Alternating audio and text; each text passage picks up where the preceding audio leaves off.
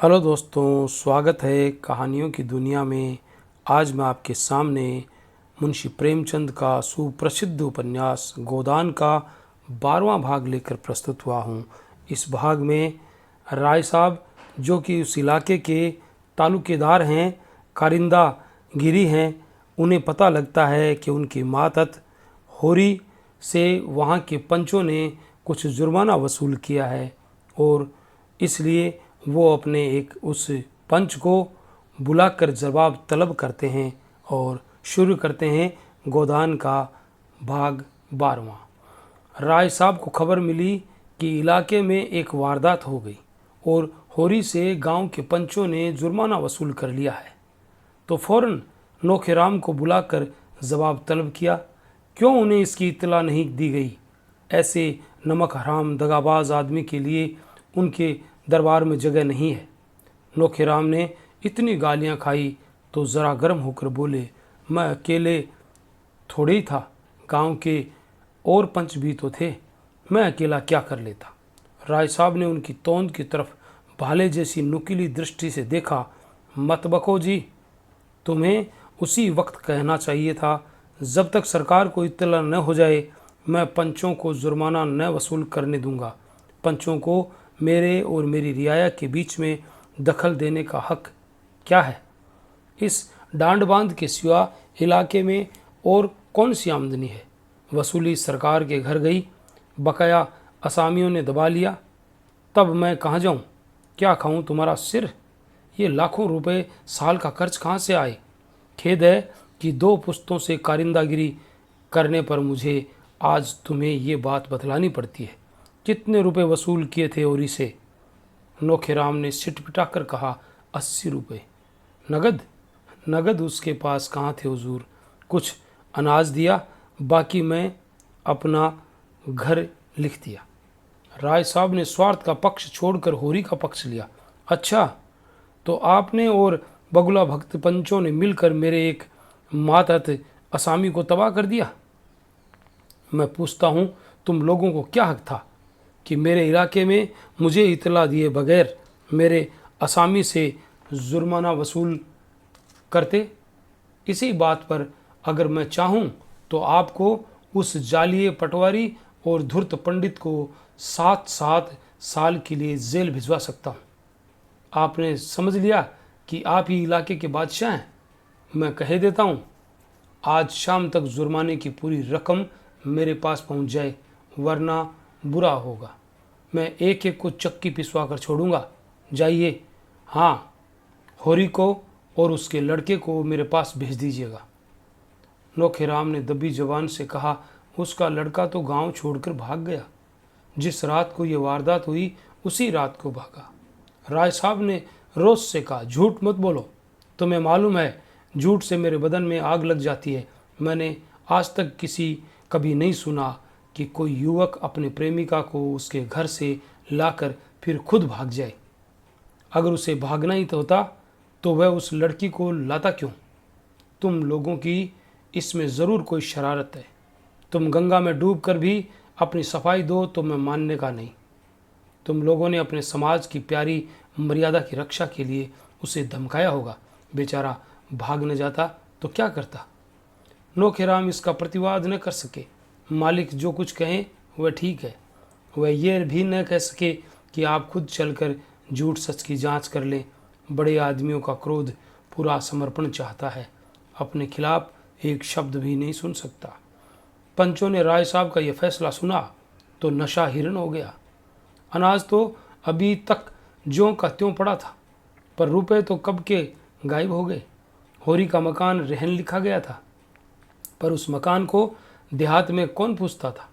जैसे हिंदू स्त्री पति के साथ घर की स्वामिनी है और पति त्याग दे तो कहीं की नहीं रहती, उसी तरह ये घर होरी के लिए लाख रुपए का है, पर उसकी असली कीमत कुछ भी नहीं। और इधर राय साहब बिना रुपए लिए मानने के नहीं। यही होरी जाकर रो आया होगा। पटेश्वरी लाल सबसे ज़्यादा भयभीत थे। उनकी तो नौकरी ही चली जाएगी। चारों सज्जन इस गहन समस्या पर विचार कर रहे थे, पर किसी की अक्ल काम न करती थी। एक दूसरे पर दोष रखते थे। फिर खूब झगड़ा हुआ। पटेश्वरी ने अपनी लंबी शंकाशील गर्दन हिलाकर कहा, मैं मना करता था कि होरी के विषय में हमें चुप्पी साध कर रह जाना चाहिए। गाय के मामले में सबको तावान देना पड़ा। इस मामले में तावान ही से गला न छूटेगा, नौकरी से हाथ धोना पड़ेगा। मगर तुम लोगों को रुपए की पड़ी थी, निकालो 20-20 रुपए। अब भी कुशल है, कहीं राय साहब ने रपट कर दी तो सब जने बंद जाओगे। दाता दीन ने ब्रह्म तेज दिखाकर कहा, मेरे पास 20 रुपए की जगह 20 पैसे भी नहीं है। ब्राह्मणों को भोज दिया गया, होम हुआ, क्या इसमें कुछ खर्च नहीं हुआ?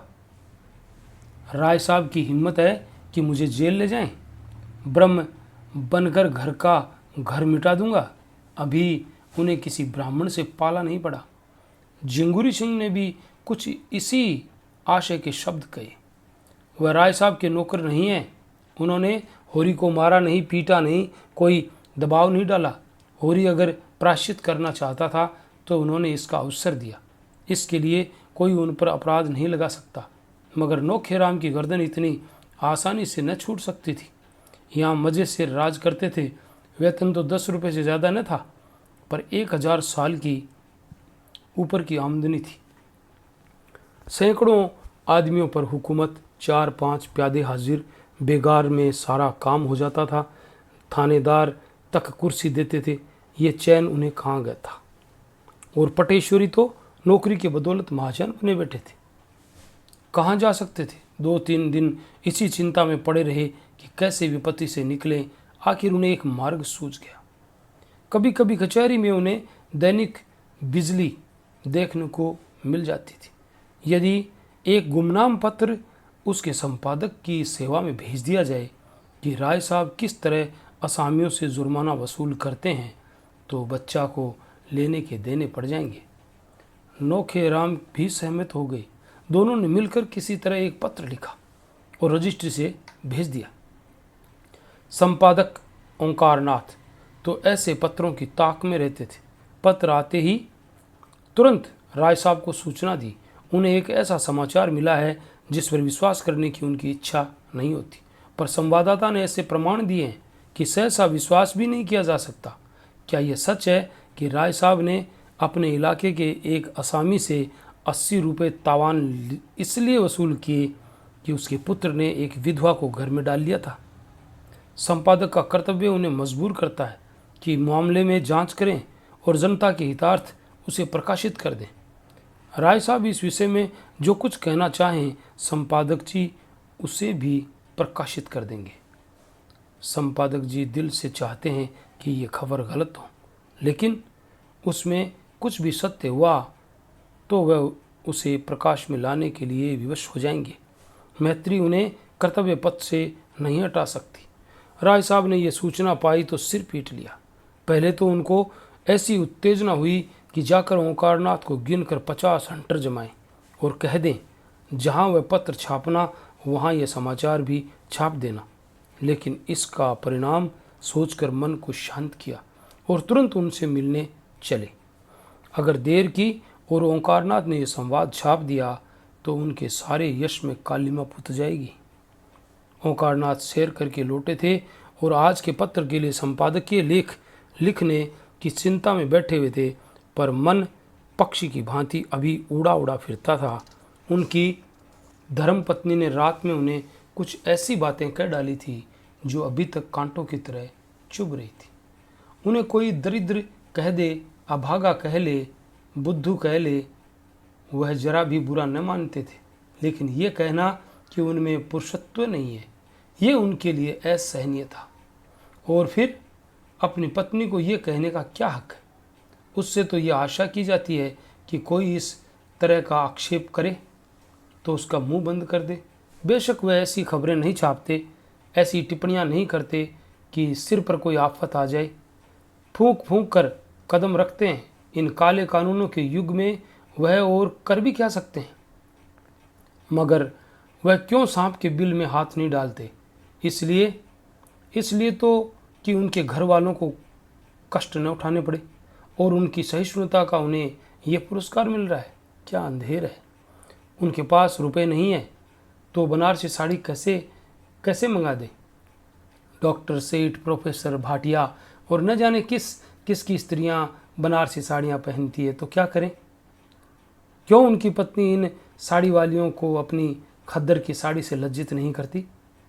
उनकी खुद तो यह आदत है कि किसी बड़े आदमी से मिलने जाते हैं तो मोटे से मोटे कपड़े पहन लेते हैं, और कोई कुछ आलोचना करे तो उसका मुंह तोड़ जवाब देने को तैयार रहते हैं।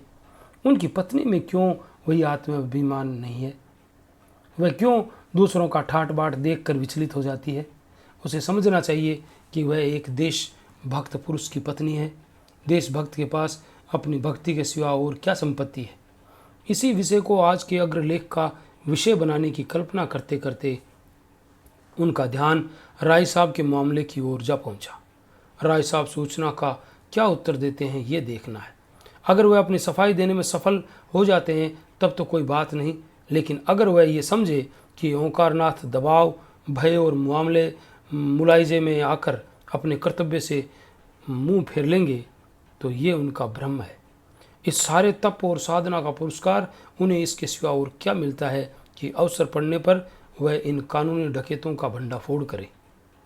उन्हें खूब मालूम है कि राय साहब बड़े प्रभावशाली जीव हैं, काउंसिल के मेंबर तो हैं ही, अधिकारियों में भी उनकी काफ़ी रसूख है, और वह चाहें तो उन पर झूठे मुकदमे चलवा सकते हैं, अपने गुंडों से राह चलते पिटवा सकते हैं।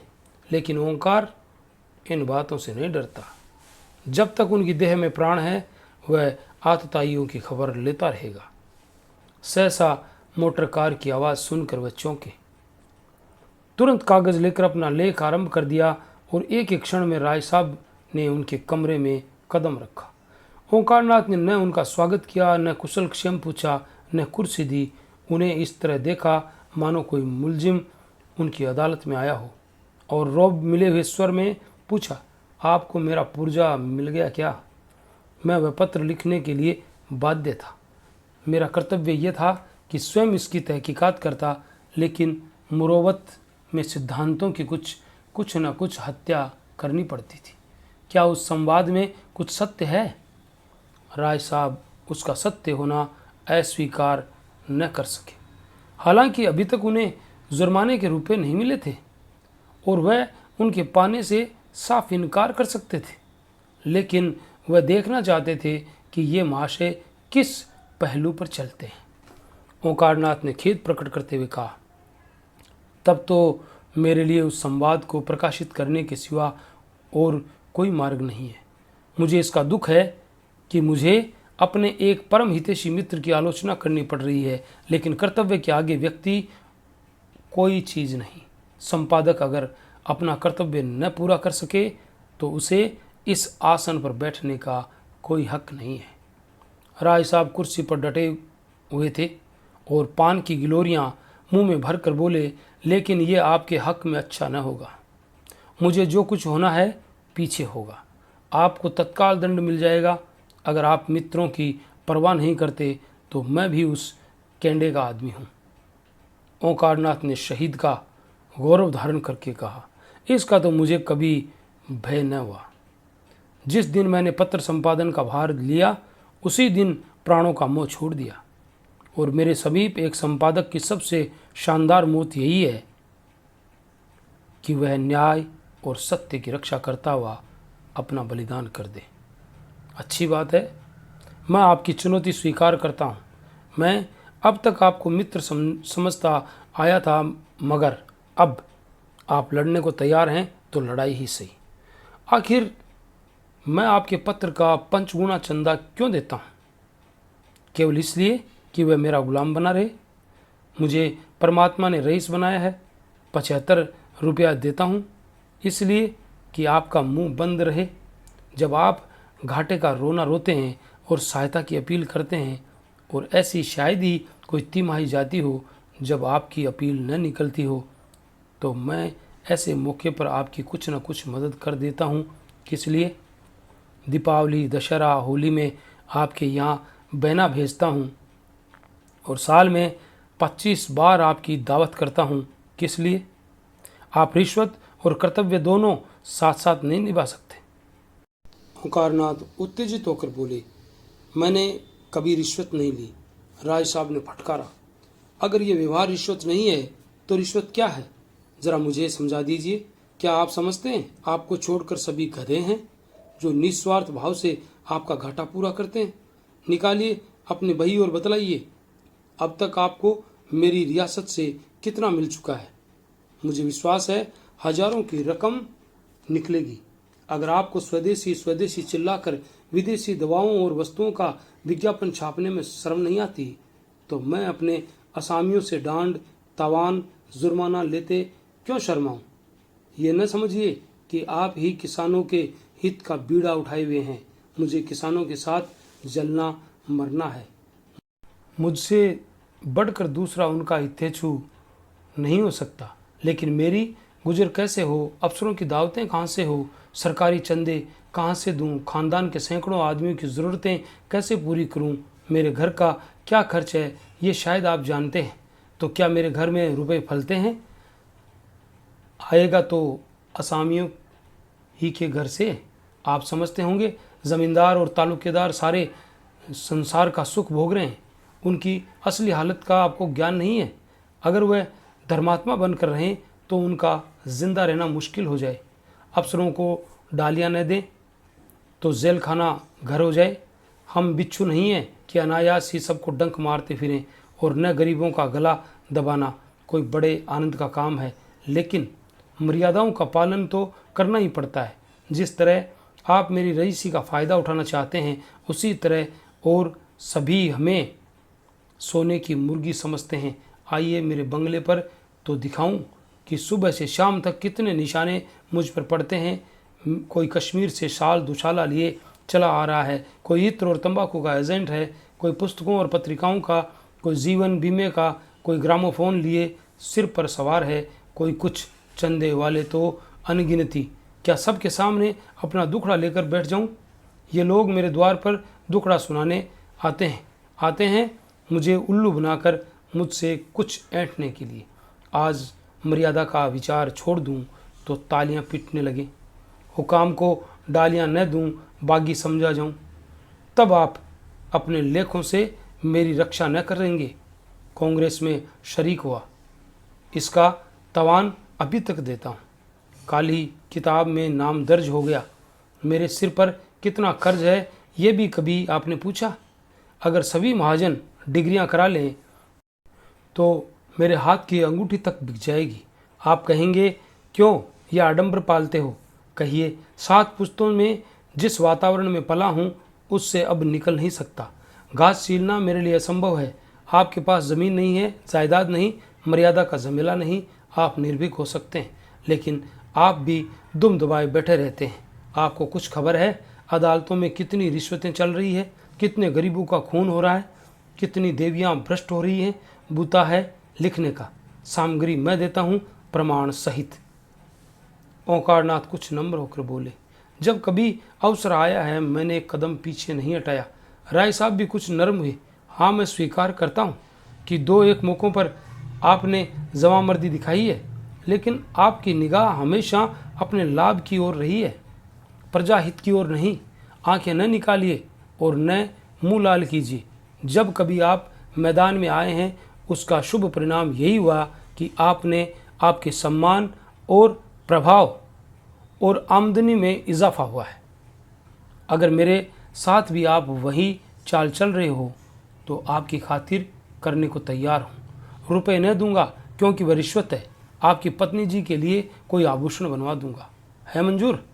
अब मैं आपसे सत्य कहता हूँ कि आपको जो संवाद मिला वह गलत है, मगर ये भी कह देना चाहता हूँ कि अपने और सभी भाइयों की तरह मैं भी असामियों से जुर्माना लेता हूँ और साल में 10-5 हज़ार रुपये मेरे हाथ लग जाते हैं।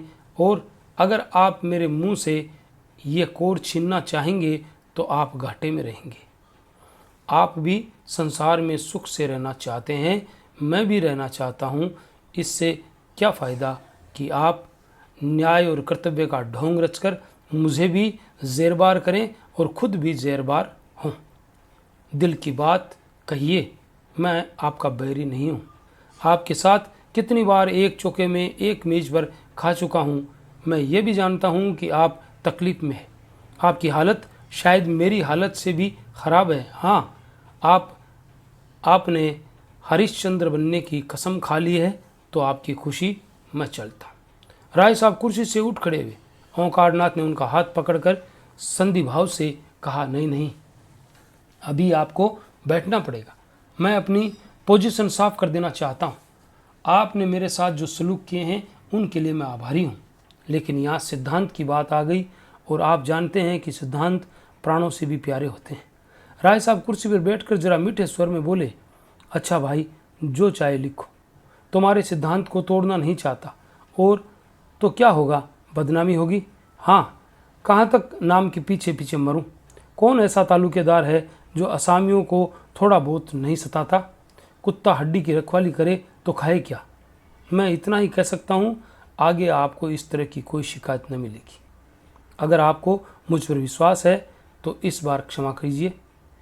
किसी दूसरे संपादक से मैं इस तरह की खुशामद न करता, उसे सरे बाजार पिटवाता, लेकिन मुझसे आपकी दोस्ती है इसलिए दबना ही पड़ेगा। ये समाचार पत्रों का युग है, सरकार तक उनसे डरती है, मेरी हस्ती क्या। आप जिसे चाहें बना दें। खैर, ये झगड़ा खत्म कीजिए। कहिए आजकल पत्र की क्या दशा है, कुछ ग्राहक बढ़े। ओंकारनाथ ने अनिच्छा के भाव से कहा, किसी न किसी तरह काम चल जाता है और वर्तमान परिस्थिति में मैं इससे अधिक आशा नहीं रखता। मैं इस तरफ धन और भोग की लालसा लेकर नहीं आया था, इसलिए मुझे शिकायत नहीं है। मैं जनता की सेवा करने आया था और वह यथाशक्ति किए जाता हूँ। राष्ट्र का कल्याण हो, यही मेरी कामना है। एक व्यक्ति के सुख दुख का कोई मूल्य नहीं है। राय साहब ने जरा और सहृदय होकर कहा, यह सब ठीक है भाई साहब, लेकिन सेवा करने के लिए भी तो जीना जरूरी है। आर्थिक चिंताओं में आप एकाग्रचित्त होकर सेवा भी तो नहीं कर सकते। क्या ग्राहक संख्या बिल्कुल नहीं बढ़ रही? बात यह है कि मैं अपने पत्र का आदर्श गिराना नहीं चाहता। अगर मैं आज सिनेमा स्टारों के चित्र और चरित्र छापने लगूं तो मेरे ग्राहक बढ़ सकते हैं, लेकिन अपनी वह तो नीति नहीं। और भी कितने ही ऐसे हथकंडे हैं जिनसे पत्रों द्वारा धन कमाया जा सकता है, लेकिन मैं उन्हें घृणित समझता हूँ। इसी का ये फल है कि आज आपका इतना सम्मान है। मैं एक प्रस्ताव करना चाहता हूँ, मालूम नहीं आप उसे स्वीकार करेंगे या नहीं। आप मेरी ओर से 100 आदमियों के नाम फ्री कॉपी जारी कर दीजिए, चंदा मैं दे दूंगा। ओंकारनाथ ने कृतज्ञता से सिर झुकाकर कहा, मैं धन्यवाद के साथ आपका दान स्वीकार करता हूँ।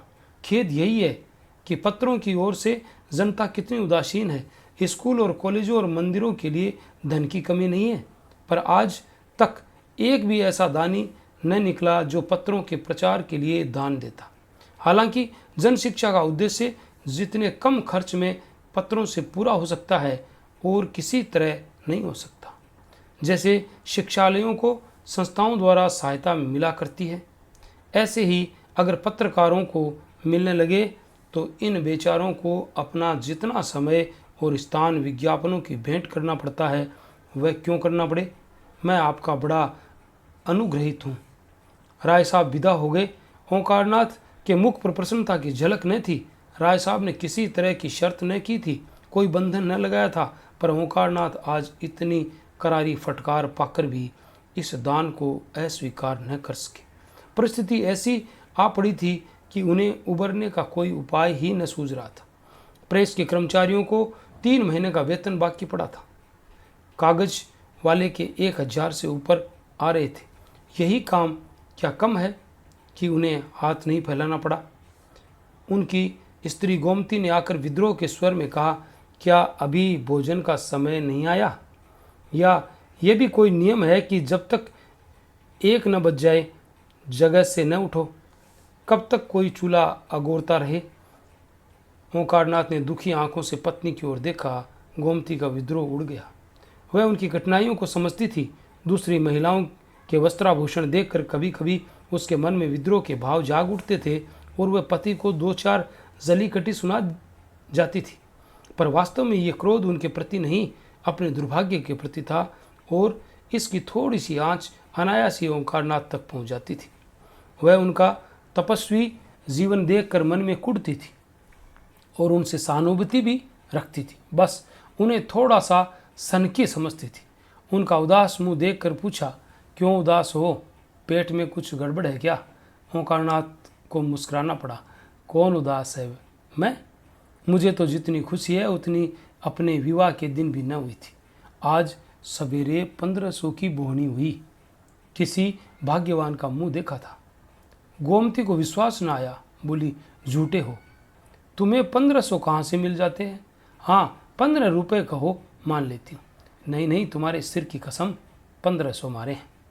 अभी राय साहब आए थे, 100 ग्राहकों का चंदा अपनी तरफ से देने का वचन दे गए हैं। गोमती का चेहरा उतर गया। तो मिल चुके? नहीं, राय साहब वादे के पक्के हैं। मैंने किसी तालुकेदार को वादे का पक्का देखा ही नहीं। दादा एक तालुकेदार के नौकर थे। साल साल भर तलब नहीं मिलती थी। उसे छोड़कर दूसरे की नौकरी की। उसने 2 साल तक एक पाई न दी। एक बार दादा गर्म पड़े तो मारकर भगा दिया। इनके वादों का कोई करार नहीं।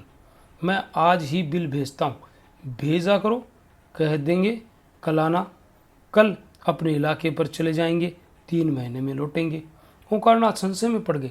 ठीक तो है, कहीं राय साहब पीछे से मुकर गए तो वह क्या कर लेंगे? फिर भी दिल मजबूत करके कहा, ऐसा नहीं हो सकता। कम से कम राय साहब को मैं इतना धोखेबाज नहीं समझता। मेरा उनके यहाँ कुछ बाकी नहीं है। गोमती ने उसी संदेह के भाव से कहा, इसी से तो मैं तुम्हें बुद्धू कहती हूँ। ज़रा किसी ने सहानुभूति दिखाई और तुम फूल उठे। मोटे रईस हैं, इनके पेट में ऐसे कितने वादे हजम हो जा सकते हैं जितने वादे करते हैं। अगर सब पूरा करने लगे तो भीख मांगने की नौबत आ जाए। मेरे गांव के ठाकुर साहब तो 2-3 साल तक बनियों का हिसाब न करते थे। नौकरों का हिसाब तो नाम के लिए देते थे। साल भर काम लिया, जब नौकर ने वेतन मांगा, मार कर निकाल दिया। कई बार इसी नांदी हिंदी में स्कूल से उनके लड़कों के नाम काट दिए गए। आखिर उन्होंने लड़कों को घर बुला लिया। एक बार रेल का टिकट उधार मांगा था। यह राय साहब भी तो उन्हीं के भाईबंद हैं। चलो भोजन करो और चक्की पीसो। जो तुम्हारे भाग्य में लिखा है, ये समझ लो कि ये बड़े आदमी तुम्हें फटकारते रहें, वही अच्छा है। ये तुम्हें 1 पैसा देंगे तो उसका 4 गुना अपने असामियों से वसूल कर लेंगे। अभी उनके विषय में जो कुछ चाहते हो लिखते हो, तब तो ठकुर सुहाती ही करनी पड़ेगी। पंडित जी भोजन कर रहे थे, पर कोर मुंह में फंसा हुआ जान पड़ता था। आखिर बिना दिल का बोझ हल्का किए भोजन करना कठिन हो गया। बोले, अगर रुपए न दिए तो ऐसी खबर लूँगा कि याद करेंगे। उनकी चोटी मेरे हाथ में है। गांव के लोग झूठी खबर नहीं दे सकते। सच्ची खबर देते तो उनकी जान निकलती है। झूठी खबर क्या देंगे? राय साहब के खिलाफ एक रिपोर्ट मेरे पास आई है, छाप दूं? बच्चा को घर से निकलना मुश्किल हो जाए। मुझे वह खैरात नहीं दे रहे हैं। बड़े दबसट में पड़कर इस राह पर आए हैं। पहले धमकियां दिखा रहे थे, जब देखा इससे काम न चलेगा तो ये चारा फेंका।